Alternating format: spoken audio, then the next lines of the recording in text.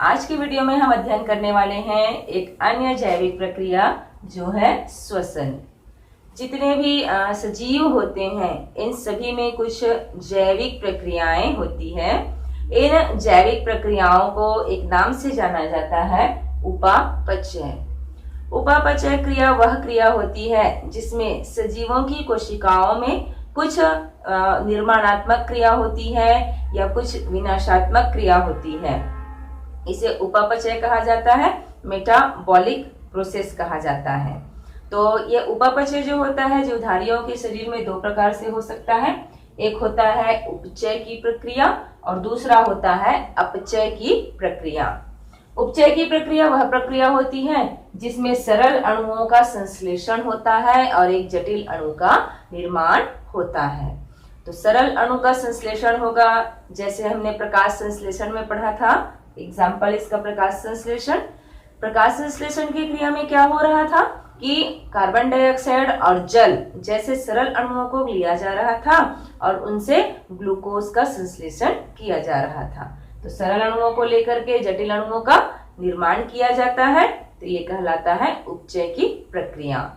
ठीक उसी प्रकार से सजीवों की कोशिकाओं में एक और प्रक्रिया होती है जो कहलाती है अपचय की प्रक्रिया।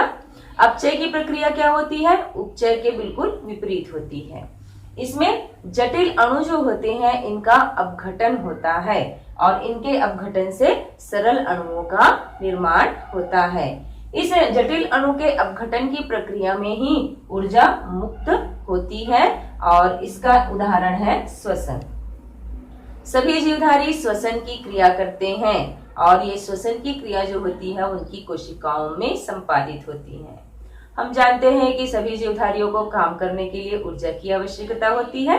तो ये ऊर्जा वो कहाँ से प्राप्त करते हैं? भोजन से प्राप्त करते हैं। ये भोजन जो होते हैं पचने के पश्चात ग्लूकोज के रूप में शरीर की कोशिकाओं में पहुंच जाते हैं और कोशिकाओं में जाकर के ये अपघटित होते हैं। तो इस अपघटन की प्रक्रिया के लिए कोशिकाओं को ऑक्सीजन की आवश्यकता होती है। तो जितने जीवधारी होते हैं लगभग सभी में ग्लूकोज का जो अपघटन होता है वो ऑक्सीजन की उपस्थिति में होता है और इस क्रिया में जो ऊर्जा मुक्त होती है उससे इनकी कोशिकाएं कार्य करती हैं। अतिरिक्त ऊर्जा यदि बन जाती है तो उसको एटीपी के रूप में शरीर में संचित करके रखा जाता है। एटीपी का पूरा नाम क्या है? Adenosine triphosphate. इसको हमारे शरीर का ऊर्जा मुद्रा कहा जाता है। ऊर्जा मुद्रा मतलब कोशिकाएं जो होंगी, जैसे आपको कुछ खरीदना है तो आप क्या करेंगे? पैसे खर्च करेंगे। ठीक उसी प्रकार से कोशिकाओं को जब कोई काम करना होता है, कोई क्रिया करनी होती है, तब वो क्या खर्च करते हैं? एटीपी को खर्च करते हैं। आप सभी जानते हैं कि जितने भी जीवधारी होते हैं वे सांस लेते हैं। आप लोगों ने देखा होगा कि सभी समस्त जीवधारियों के पास में अलग अलग प्रकार के श्वसन के अंग होते हैं जिसके द्वारा ये सांस लेते हैं। सबसे ज्यादा उदाहरण आपने देखा होगा तो मछली का उदाहरण देखा होगा कि मछलियों में गिल्स पाए जाते हैं जिसके कारण वे पानी के अंदर रह करके जीवित रह सकते हैं, सांस ले सकते हैं। तो श्वसन और सांस लेने की प्रक्रिया जो होती है बिल्कुल अलग अलग प्रक्रिया होती है। श्वसन जो होता है वह एक बड़ी प्रक्रिया है और सांस लेना जो होता है उसका एक भाग होता है, एक हिस्सा होता है। श्वसन की प्रक्रिया में जीवधारी जो होते हैं वह ऊर्जा प्राप्त करते हैं। इस क्रिया में ऊर्जा मुक्त होती है। यह क्रिया जो होती है वह कोशिकाओं के भीतर संपन्न होने वाली प्रक्रिया होती है। जबकि सांस लेना जो होता है वह एक यांत्रिक, एक मशीनी क्रिया होती है जिसमें वातावरण से हम ऑक्सीजन युक्त वायु को ग्रहण कर लेते हैं और कार्बन डाइऑक्साइड युक्त वायु को हम त्याग देते हैं। तो इस प्रकार से सांस लेने की प्रक्रिया में केवल और केवल क्या होता है? सांस लेने की प्रक्रिया में ऑक्सीजन और कार्बन डाइऑक्साइड जो होता है केवल इसको हम शरीर के बाहर और अंदर करते हैं। इस प्रकार से सांस लेना जो है वो एक यांत्रिक क्रिया कहलाया। इस यांत्रिक क्रिया के लिए ही जीवधारियों में भिन्न भिन्न अंग पाए जाते हैं। अब श्वसन जो होता है एक विस्तार पूर्वक प्रक्रिया होती है। श्वसन की प्रक्रिया में क्या होता है, देखिए इसको। जब हम भोजन ग्रहण करते हैं तो यह भोजन जो होता है वह ग्लूकोज में अपघटित होता है।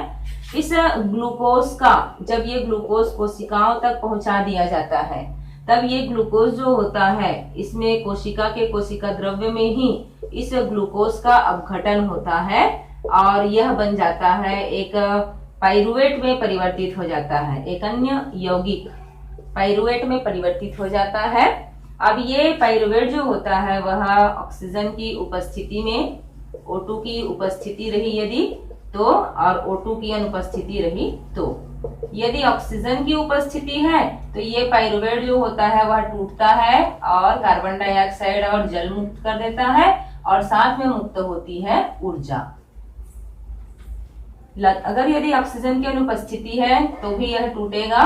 टूटने के पश्चात में एक कार्बनिक यौगिक कोई और सरल कार्बनिक यौगिक बना लेता है, जैसे कि एक एग्जांपल हम देख लेते हैं, एथिल अल्कोहल। एथिल अल्कोहल का निर्माण कर लेता है या एसिटिक एसिड का निर्माण हो जाता है या साइट्रिक एसिड या लैक्टिक एसिड। इस प्रकार से कोई ना कोई एक एसिड का निर्माण होता है। चूंकि यह क्रिया किसके O2 की अनुपस्थिति में हो रहा है, इसीलिए कुछ न कुछ अन्य प्रकार के पदार्थ जो होते हैं सरल कार्बनिक पदार्थ बनते हैं और साथ में इसमें बहुत कम मात्रा में कार्बन डाइऑक्साइड मुक्त होता है और इसमें कम मात्रा में ऊर्जा भी मुक्त होती है। तो इस प्रकार से ग्लूकोज जो होता है इसके अपघटन की प्रक्रिया से ही पाइरुवेट से ही शरीर को फिर ऊर्जा प्राप्त होती है। तो जितने जीवधारी होते हैं उनमें यह श्वसन की प्रक्रिया जो होती है उनकी कोशिकाओं के अंदर संपादित होने वाली प्रक्रिया होती है और ये श्वसन की प्रक्रिया जो होती है वह दोनों प्रकार से हो सकती है। O2 की उपस्थिति में भी हो सकती है और O2 की अनुपस्थिति में भी हो सकती है। अब हम अध्ययन करने वाले हैं कि मनुष्य में जब श्वसन की प्रक्रिया होती है तो इनमें श्वसन की प्रक्रिया के लिए जब इनको ऑक्सीजन की आवश्यकता होती है तो ये किस प्रकार से और किस अंग के माध्यम से इनके कोशिकाओं तक पहुंचाए जाते हैं। तो अब हम देखेंगे मनुष्य का श्वसन तंत्र कैसा होता है।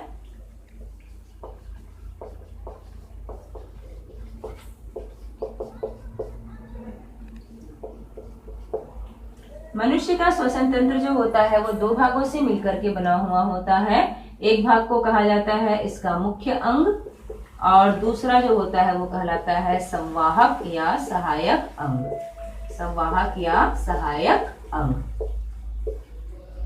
मुख्य अंग में आते हैं एक जोड़ी फेफड़े। सहायक अंग जो होते हैं वे होते हैं नासा छिद्र, एक जोड़ी नासा छिद्र और नासा मार्ग। ये दोनों जो होते हैं वह सहायक या संवाहक अंग की श्रेणी में आते हैं। उसके पश्चात है स्वर यंत्र व श्वास नाल, ये भी सहायक या संवाहक की श्रेणी में आते हैं। इसके बाद में है ब्रोंकाई व ब्रोंकियोल्स। ब्रोंकाई व ब्रोंकियोल्स ये भी सहायक या संवाहक अंग के रूप में कार्य करते हैं। तो हमारे शरीर में जो फेफड़ा होता है वह मुख्य अंग के रूप में काम करता है, अर्थात फेफड़े में ही ऑक्सीजन व कार्बन डाइऑक्साइड का आदान प्रदान होता है और संवाहक मार्ग जो होते हैं वो बाहरी वातावरण से वायु को फेफड़े तक पहुंचाने का कार्य करते हैं और फेफड़े में उपस्थित कार्बन डाइऑक्साइड युक्त वायु को शरीर से बाहर निकालने में सहायता करते हैं। आइए अब हम अध्ययन करते हैं कि मनुष्य का श्वसन तंत्र किस प्रकार का दिखाई देता है। इसमें इनके सहायक के संवाहक अंग जो होते हैं वह नासा छिद्र से प्रारंभ होते हैं और आगे जाकर के एक मार्ग में खुलते हैं जो कहलाता है नासा मार्ग या नासिका पथ। ये नासा मार्ग जो होता है और ये हमारा मुख गुहा जो होता है, माउथ वाला एरिया जो होता है, ये आपस में कनेक्टेड रहते हैं एक स्थान पर, जो स्थान कहलाता है ग्रसनी। तो हमारा नासा मार्ग जो होता है और हमारा मुख जो होता है वह आपस में कनेक्टेड होता है, जुड़ा हुआ होता है। यहाँ पर आगे जाकर के ग्रसनी जो होता है वो दो भागों में बंटता है। दो भागों में जब बंटता है तो एक भाग जो होता है वह ग्रास नली बनाते हुए आमाशय को जाती है और दूसरा भाग जो होता है यहाँ पर एक छिद्र पाया जाता है। इस छिद्र को कहा जाता है ग्लॉटिस। घाटी द्वार या ग्लॉटिस कहा जाता है। ग्रसनी जो होता है ग्लॉटिस के माध्यम से आगे खुलती है, जो कहलाता है कंठ या स्वर यंत्र।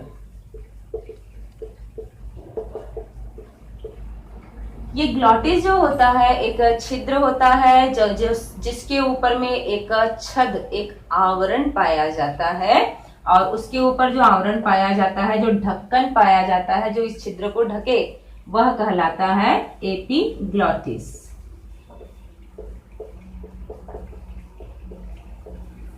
एपिग्लॉटिस जो होता है वह ग्लॉटिस को ढककर रखने का कार्य करता है। जब हमारे द्वारा किसी भोजन को या भोज्य पदार्थ को निगला जाता है, तब उस समय में यह भोजन जो है वह ग्लॉटिस के माध्यम से फेफड़े में ना चला जाए, वह ग्रास नली के माध्यम से आमाशय में पहुंचे। इसीलिए ये एपिग्लॉटिस जो होता है इस ग्लॉटिस को क्या कर देता है, ढककर रख देता है, ताकि जो भी हम पदार्थ निगल रहे हैं वह पदार्थ स्वर यंत्र में ना पहुंच जाए या फेफड़े की ओर ना पहुंच जाए। आप सभी ने कभी महसूस किया होगा कि जल्दी जल्दी खाते समय आप कोई चीज को अटक जाते हैं तो आपको जोर की खांसी आती है। तो इसका मतलब ये होता है कि आप जल्दबाजी में भोजन को ग्रहण कर रहे थे या पानी पी रहे थे, तो उस समय में यह ग्लॉटिस जो था वो एपिग्लॉटिस द्वारा ढका नहीं था, तो ढका हुआ नहीं था और आपने पदार्थ को निगल लिया, तो पदार्थ के कुछ कण जो होते हैं वह कहाँ चले गए, आपके श्वसन तंत्र में चले जाते हैं। और श्वसन तंत्र जो होता है उसको बाहरी वस्तु समझ करके शरीर से बाहर निकालने के लिए जोर से हवा का एक प्रेशर देता है, हवा का एक दबाव देता है, जिसके कारण खांसी आकर के पदार्थ जो होता है वो मुंह से बाहर निकल जाता है। इस प्रकार से ये एपिग्लॉटिस जो होता है वो हमारे भोजन को स्वर यंत्र में, श्वसन तंत्र में जाने से रोकने का काम करता है। सहायक अंग में दूसरा अंग होता है स्वर यंत्र। स्वर यंत्र जो होता है वह जिसके द्वारा हम बात कर रहे हैं, कंठ या गला जिसको कहा जाता है, वह ध्वनि निकलती है इसमें, या ध्वनि के माध्यम से हम बातें कर लेते हैं, वह अंग है। उसके आगे उपास्थि एक संरचना पाई जाती है। इस उपास्थि में संरचना को कहा जाता है श्वासनाल या ट्रैकिया। श्वासनाल जो होता है वह उपास्थीमय संरचना होती है, जो लचीली होती है लेकिन अंदर से खोखली होती है, और यहीं से जो वायु हमने ग्रहण किया है वह प्रवेश करती है। आगे चल करके ये श्वासनाल और ट्रैकिया जो होती है वह दो भागों में बढ़ जाती है, और प्रत्येक भाग जो होता है वह कहलाता है ब्रोंकाई।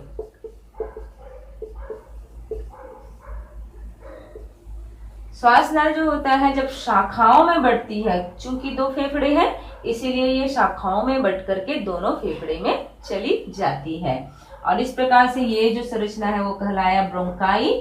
अब ये फेफड़े के अंदर जब प्रवेश कर जाती है तो उसके पश्चात में यह फिर से बहुत सारी शाखाओं में बढ़ जाती है। इस प्रकार से ये बहुत सारी शाखाएं बना लेती है, और ये प्रत्येक शाखा कुछ इस प्रकार से मैंने बता दिया था, ये प्रत्येक शाखाएं जो होती हैं वह ब्रोंकियोल्स कहलाती हैं। इनको कहा जाता है ब्रोंकियोल्स, ब्रोंकियोल्स भी कह देते हैं। इस प्रकार से ये ब्रोंकियोल श्वसनिकाएं जो होती हैं ये पुनः शाखित होकर के कूपिका वाहिनियों का निर्माण करती है। इस प्रकार से ये शाखाओं में बढ़ जाती है और कूपिका वाहिनियों का निर्माण करती है, कूपिका वाहिनी बनाती है, और प्रत्येक कूपिका वाहिनी जो होता है उसका अंतिम सिरा जो होता है वह फूली हुई संरचना के रूप में पाया जाता है, जो कहलाता है वायु कोष्ठ। इस प्रकार से फेफड़े के भीतर ये संरचनाएं जो होती हैं वो व्यवस्थित रहती हैं। इस प्रकार ये बहुत सारे वायु कोष्ठ हमारे शरीर में, जो फेफड़े जो होते हैं उनमें बहुत सारे वायु कोष्ठ पाए जाते हैं।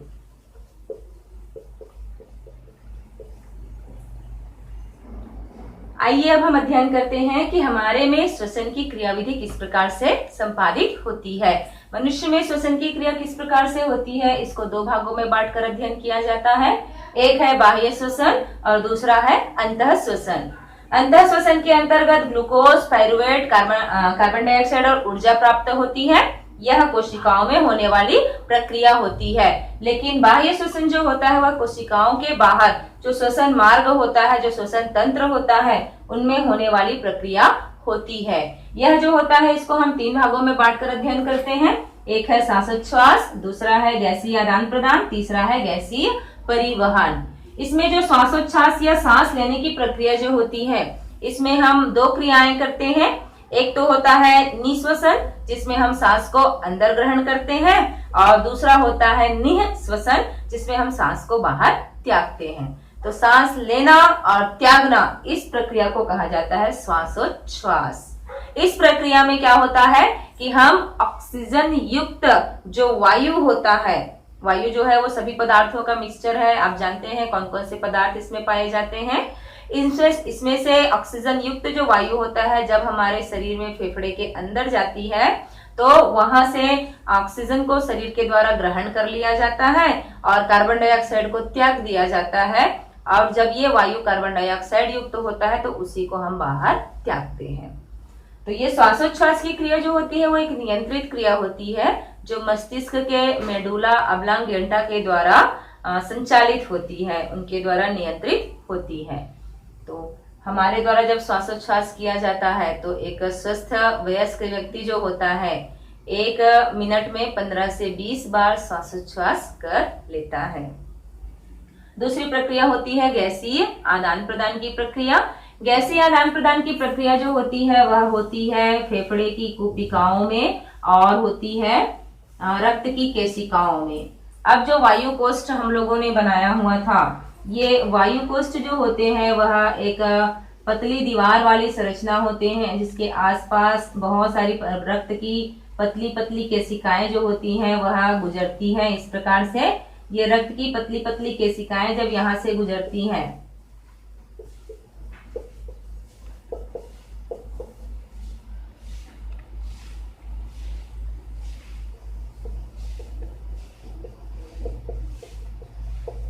ये वायु कोष्ठ और रक्त की केशिकाएं जो होती हैं, इनकी दीवारें पतली होती हैं, जिसके कारण ही यहाँ पर वायु कोष्ठ में अब हमारे द्वारा जो वायु ग्रहण किया गया था वह कहां पर आकर के प्रवेश कर गया है, वो वायु जो है वो आकर के भरा है कहाँ, वायु कोष्ठ में। अब यहाँ पर जो वायु भरा हुआ है आकर के वायु कोष्ठ के अंदर जितना भी है वहां पर वायु आकर के भर चुका है। ये रक्त की पतली पतली शाखाएं, एक शाखा को हम देख लेते हैं, चलिए।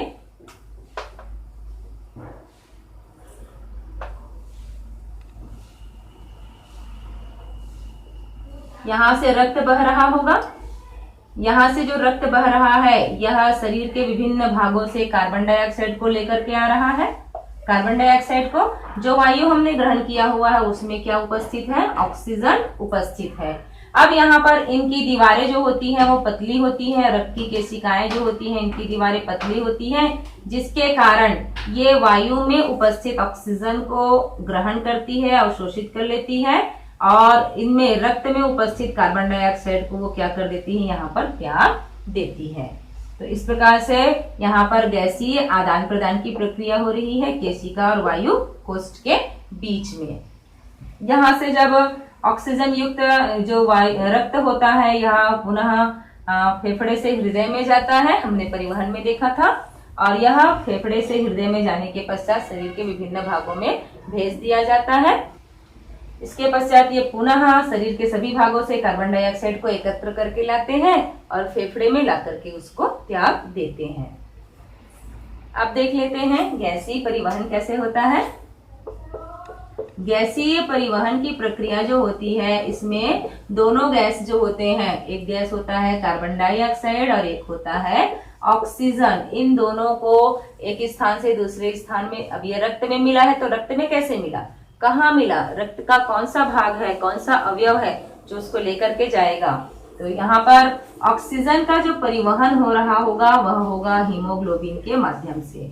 हीमोग्लोबिन जो होता है वह ऑक्सीजन के साथ एक बंध बना लेता है, एक अस्थायी यौगिक बन जाते हैं दोनों मिलकर के और बनाते हैं ऑक्सी हीमोग्लोबिन। एक यौगिक का निर्माण होता है जो कहलाता है ऑक्सीहीमोग्लोबिन, या ऑक्सीहीमोग्लोबिन के रूप में ही ऑक्सीजन जो होता है वह शरीर के सभी भागों में पहुंच जाता है।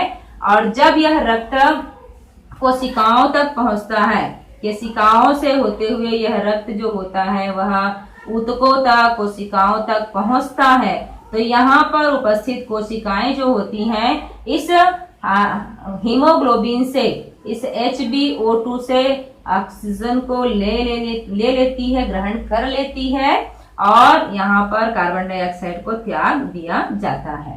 तो इस प्रकार से ऑक्सीजन का परिवहन करने का प्रमुख कार्य जो होता है वो हीमोग्लोबिन का ही होता है।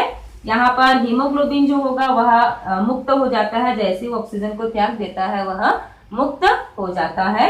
यहाँ पर भी सांद्रता जो होती है वह कार्य करती है, अर्थात कोशिकाओं में ऑक्सीजन की कमी होती है, अर्थात ऑक्सीजन की सांद्रता कम है, और कार्बन डाइऑक्साइड इन्होंने बना के रखा था, इसीलिए कार्बन डाइऑक्साइड की सांद्रता इसमें अधिक है। इसीलिए ऑक्सीजन जो होगा वो अधिक सांद्रता से कम सांद्रता की ओर चला जाएगा। रक्त में उसकी सांद्रता अधिक है, यहाँ की कोशिकाओं में उसकी सांद्रता कम है, इसीलिए ये ऑक्सीजन जो होगा वो रक्त से निकल करके कहा कोशिकाओं में चला जाएगा। जो कोशिकाओं में उपस्थित कार्बन डाइऑक्साइड जो होगा वह रक्त में प्रवेश कर जाएगा। अब देख लेते हैं कि कार्बन डाइऑक्साइड का परिवहन किस प्रकार से होता है। जब हमारी कोशिकाओं में जब कार्बन डाइऑक्साइड ज्यादा मात्रा में बन जाता है तब इनको रक्त के द्वारा परिवहन किया जाता है। तो इनमें से जो कार्बन डाइऑक्साइड होते हैं, जो बहुत सारे कार्बन डाइऑक्साइड जो होते हैं वह बाइकार्बोनेट के रूप में रक्त के द्वारा फेफड़े तक पहुंचाए जाते हैं। जब एक कोशिका के अंदर कार्बन डाइऑक्साइड की सांद्रता अधिक हो जाती है तो यहाँ से प्रवाहित होने वाले रक्त के माध्यम से रक्त में जो पानी उपस्थित होता है, जो जल उपस्थित होता है, उस जल के साथ में ये कार्बन डाइऑक्साइड जो होते हैं वो क्रिया कर लेते हैं और बना लेते हैं कार्बोनिक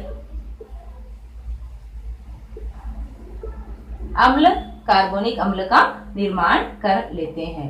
ये कार्बोनिक अम्ल जो होता है अस्थायी होता है, इसीलिए शीघ्र ही यह टूट जाता है और एक H+ आयन तथा एक HCO3 निगेटिव आयन का निर्माण कर लेता है। ये पूरी प्रक्रिया कहाँ हो रही है? रक्त के अंदर हो रही है। अब इसके पश्चात में एक ब्लड जो होता है, रक्त जो होता है, उसमें खनिज के रूप में सोडियम पाए जाते हैं या फिर पोटेशियम आयन पाए जाते हैं। तो ये निगेटिव चार्ज जो होता है इस पॉजिटिव चार्ज के साथ में क्या कर लेता है? रासायनिक क्रिया कर लेता है और एक यौगिक बना लेता है जो कहलाता है सोडियम बाइकार्बोनेट। और अब इसी रूप में यह रक्त से प्रवाहित होता जाएगा और फेफड़े तक पहुंचाया जाएगा। फेफड़े में जाने के पश्चात वो कार्बन डाइऑक्साइड जो होता है वो मुक्त हो जाता है और बाकी पदार्थ जो होते हैं वो रक्त में ही रह जाते हैं। तो अधिकांश जो कार्बन डाइऑक्साइड होता है जो कोशिकाओं में बना हुआ होता है उसको रक्त जो होता है वह बाइकार्बोनेट के रूप में ही परिवहन करता है।